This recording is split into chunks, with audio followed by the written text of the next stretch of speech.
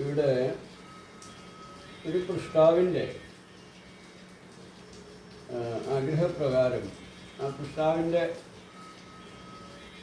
ഉപാസനാമൂർത്തി ആരാണെന്ന് നമ്മൾ തീർച്ചപ്പെടുത്താൻ വേണ്ടി എടുക്കുന്ന ഒരു രാശി പ്രശ്നമാണ്.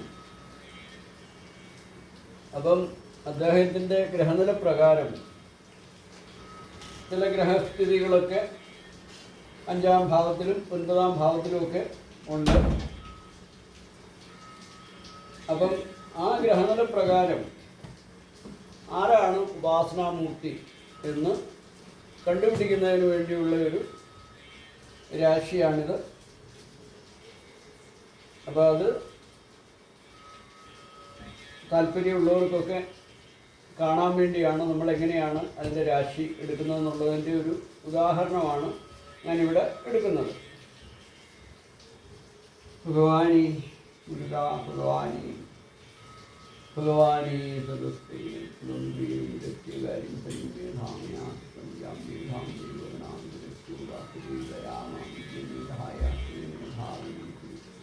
മേധാമേ വരുണോദാതി മേധാംസി പ്രജാപതി മേധാംശവായുക്ഷമേധാം ധരാദാതി ഇതം മേ ബ്രഹ്മചക്ഷത്രം യോഗേ ശ്രിയമസ്തുത ശ്രീദേവാദശ്രിയമം തസ്തി മേധാദേവി യുഷമാണാം നാഗാദിഷ്വാദിഭദ്രം സുമനസ്യമാനാദയാദിഷ്ടാമൃതമാനാദിഷ്ടാൻ ദ്വയാദിഷ്ടഋഷി ഭവതി ദേവി ദയാ ബ്രഹ്മാദീന്ദ്രകന്യയാദിഷ്ടഛിദ്രം വിന്ദദേവസുതാനോ യശസ്സു ബ്രഹ്മോണമേധാംബീ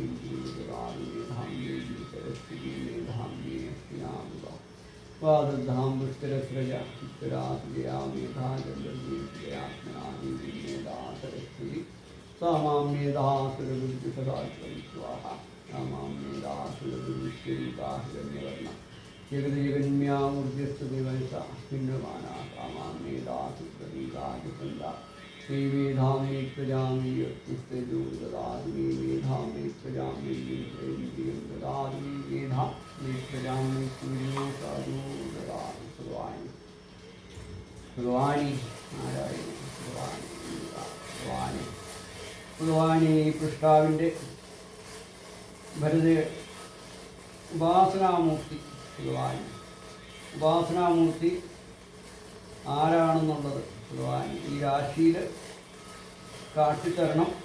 ഭഗവാനി ഒരു സംശയവും ഇല്ലാത്ത രീതിയിൽ ഭഗവാനി ഇത് ഉപാസനാമൂർത്തി എനിക്ക് കാട്ടിത്തരണം. ഭഗവാനി ഭഗവാനി തമ്പുരാനി ആ പൃഷ്ടാവിൻ്റെ നക്ഷത്രം അസ്തമാകുന്നു. ഭഗവാനി നാരായണ ഭഗവാനി ദുർഗ നരസിംഹമൂർത്തിയുടെ ഗുരുവേ ഗുരുവേ ഭഗവാനി നാരായണോ ഭഗവാനി ദുർഗ വേലായുസ്വാമി ഭഗവാനി മഹാദേവ മഹാദേവ നാരായണ നാരായണ ഭഗവാനി കൃഷ്ണ.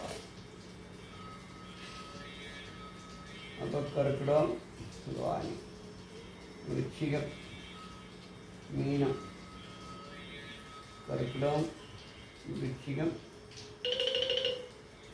മീനം കർക്കിടകം വൃശ്ചികം മീനം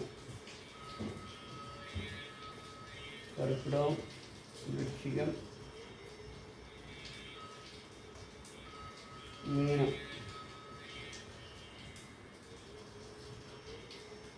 അപ്പം മേടം ഇടവം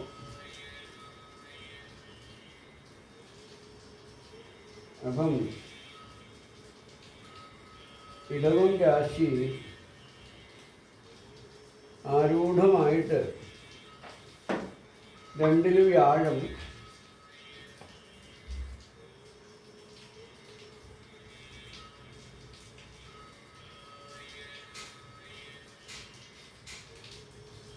ഇടവം രാശി ആരൂഢത്തിൽ തന്നെ ഇപ്പം ശുക്രൻ സ്ഥിതി ചെയ്യുകയാണ്. ഇടവം രാശിയിൽ സ്വസ്ഥനായിട്ട് ശുക്രൻ നിൽക്കുകയാണ്. 2 ആദിത്യൻ വ്യാഴമാണ്. അപ്പോൾ ഇവിടെ ആരൂഢത്തിനെ കൊണ്ട് 1, 2, 3, 4, 5-ാം ഭാവം ഇവിടെ ബുധനാണ്. അപ്പോൾ ഇവിടെ ബുധനെ കൊണ്ട് നമുക്ക് വിഷ്ണു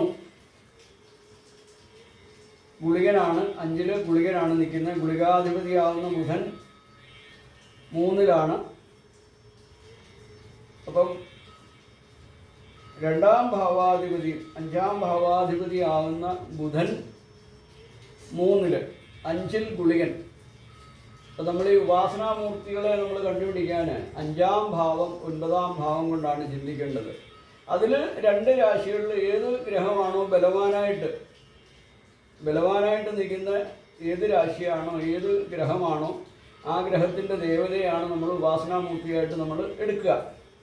അപ്പോൾ ഇവിടെ 2-ൽ ആദിത്യൻ വ്യാഴമുണ്ട്, 5-ൽ ഗുളികൻ. 5-ാം ഭാവാധിപതി ബുധനാണ്, 3-ലാണ്. അപ്പം 6, 7, 8, 9 9-ാം ഭാവമായിട്ട് വന്നിട്ട് നിൽക്കുന്നത് ശനിയാണ്. ഈ ശനി 11-ൽ ചന്ദ്രനുമായിട്ട് യോഗമാണ്.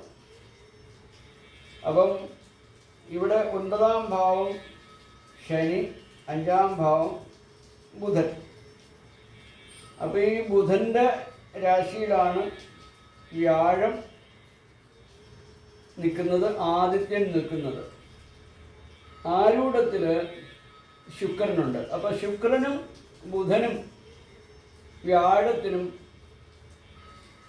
ആദിത്യനും, ഇപ്പോൾ വ്യാഴം 5-ാം ഭാവത്തിലോ 9-ാം ഭാവത്തിലോ ഒക്കെ നിന്ന് കഴിഞ്ഞാൽ എല്ലാ ദേവന്മാരും എല്ലാ ദേവതമാരും ഉണ്ടെന്ന് പറയണമെന്നാണ്, സർവീശകാരകനാകുന്നതുകൊണ്ട്.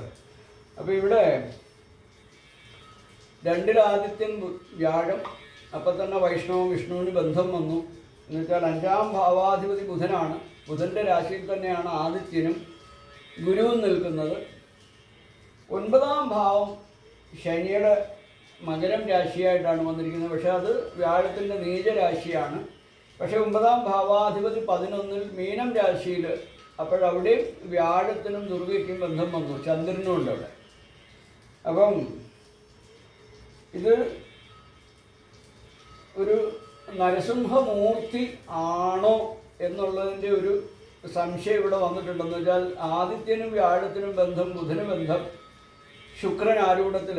അപ്പോൾ ലക്ഷ്മി നരസിംഹനായിട്ടുള്ള, ലക്ഷ്മി നാരായണോ ലക്ഷ്മി നൃസിംഹമായിട്ടോ ഒക്കെയുള്ള ഒരു ഫലം എന്നുവെച്ചാൽ ഈ 9-ാം ഭാവാധിപതി പോയി നിൽക്കുന്നത് വ്യാഴത്തിൻ്റെ രാശിയാകുന്ന മീനൻ രാശിയിൽ. അപ്പോൾ അവിടെ വ്യാഴത്തിനും ബന്ധം വന്നു, 9-ാം ഭാവം കൊണ്ട് ബന്ധം വന്നു, 5-ാം ഭാവം കൊണ്ട് ബന്ധം വന്നു. അപ്പോൾ ഇത് പല രീതിയിലായതുകൊണ്ട് ശുക്രനും ആദിത്യനും വ്യാഴത്തിനും ബുധനും ബന്ധം വന്നു കഴിഞ്ഞപ്പോൾ തന്നെ അത് ഒരു രൗദ്രഭാവത്തിലുള്ള വൈഷ്ണവർ എന്ന് നമുക്ക് പറയേണ്ടി വരും. അപ്പോൾ അത് ഒന്നുകൂടെ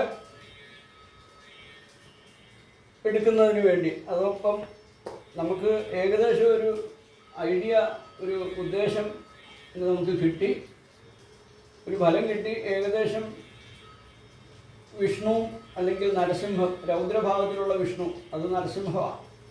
അപ്പോൾ ആ നരസിംഹം ലക്ഷ്മി നൃസിംഹം ആണോ എന്നറിയാൻ വേണ്ടി ഒരു രാശിയും കൂടി എടുക്കുകയാണ്. ഇപ്പോൾ ഇതിൽ ദൈവാധീനം ഉണ്ടെങ്കിൽ ലക്ഷ്മി നൃസിംഹമായിരിക്കും ഉപാസനാമൂർത്തി. ഭഗവാനീ ഹരോ ദേവാസ്വദാമീവൃഷ്ണുചക്രമേതം സമൂഹം ശ്രീനിവതാവിചക്രമേ വിഷ്ണുർഗോവാദാനി ധാരേ വിഷ്ണുകർമാണി കൃഷ്ണദേവോനി കൃഷ്ണി ഇന്ദ്രസ്യജ്യോജ്യസ്തകാല വിഷ്ണു പരമം പരം തദാവശ്യന്തി ശ്രീദേവീ വ്യാഗ്രവാംസതമിന്ധതി വിഷ്ണൂരി പരമം ഭഗവാനി തവനസോ മഹുദാശനലോചനം ഘനവിരാമഹിമാംസി സമപ്രഭം അഭേചക്രവിനാഗവരാൻകരേ ധതുതും ഭഗവാനി. ഈ പ്രശ്നാവിൻ്റെ ആദ്യത്തെ രാശിഫലത്തിൽ വന്നിരിക്കുന്നത് രൗദ്രഭാവത്തിലുള്ള വിഷ്ണു വൈഷ്ണവ ലക്ഷ്മിക്ക് ബന്ധമുള്ള ദേവതമാരെയാണ് കണ്ടിരിക്കുന്നത്. അപ്പോൾ അത് ലക്ഷ്മി നൃസിംഹമാണോ എന്നറിയാനും വേണ്ടി എടുക്കുന്ന ഈശ്വരാധീന രാശി ചിന്തനം. ഭഗവാനി ഭഗവാനി ഇതിന് വ്യാഴം അനുകൂലിക്കണം. ലക്ഷ്മി നൃസിംഹമാണെങ്കിൽ ഭഗവാൻ.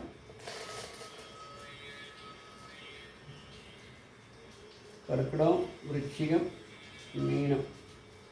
കർക്കിടകം, വൃശ്ചികം, മീനം ഭഗവാനെ. കർക്കിടകം, വൃശ്ചികം, മീനം. കർക്കിടകം, വൃശ്ചികം, ധനു ഭഗവാനെ. അപ്പം 7 വ്യാഴം ആരൂഢാധിപതി 4-ാം ഭാവാധിപതിയാകുന്ന ബൃഹസ്പതി 7-ൽ ആദിത്യയോഗം ചെയ്ത് നിൽക്കുന്നു. അത് ലക്ഷ്മീ നൃസിംഹമായിട്ടുള്ള ദേവത തന്നെയാണ് ഉപാസനാമൂർത്തി, യാതൊരു സംശയവുമില്ല. അത് നമുക്ക് അരക്കിട്ട് ഉറപ്പിക്കാം. അപ്പം ആർക്ക് വേണ്ടിയാണോ ഞാൻ ഈ വീഡിയോ എടുത്തത് അദ്ദേഹം കാണുന്നുണ്ടാവും. അപ്പം നമുക്ക് അത് അങ്ങ് ഉറപ്പിക്കാം. ലക്ഷ്മീ നൃസിംഹമാണ് ഉപാസനാമൂർത്തി. അതായത് ഇദ്ദേഹത്തിൻ്റെ ഗ്രഹനിലയിൽ 5-ാം ഭാവവും 8-ാം ഭാവത്തിനുമാണ് വ്യാഴത്തിന് വ്യാഴത്തിൻ്റെ ബന്ധമുള്ളത്. അദ്ദേഹത്തിൻ്റെ ഗ്രഹനിലയിൽ 5-ാം ഭാവാധിപതിയും 8-ാം ഭാവാധിപതി, 8-ാം ഭാവം പ്രസൻസ് സാന്നിധ്യമാണ്. അപ്പം ആ അഷ്ടമാധിപതിയാകുന്ന വ്യാഴം ബൃഹസ്പതി 9-ൽ ഉപാസനാമൂർത്തി സ്ഥാനത്ത് തന്നെ ശുക്രനുമായിട്ടും ബൃഹസ്പതിയായിട്ടും അദ്ദേഹത്തിൻ്റെ 9-ൽ സ്ഥിതിയാണ്. അപ്പോൾ അതുകൊണ്ട് സംശയമായിരുന്നു. 5-ാം ഭാവത്തിൽ ചില ഗ്രഹങ്ങളൊക്കെ സ്ഥിതിയുണ്ടായിരുന്നു. അപ്പോൾ അതുകൊണ്ട് നമ്മൾ ഈ രാശി വെച്ച് തന്നെ അറിയേണ്ടതായിട്ട് വന്നു. അപ്പം ഇതാണ് ഫലം. ലക്ഷ്മീ നൃസിംഹം ആണ് ഉപാസനാമൂർത്തി. താങ്കൾക്ക് എല്ലാവിധ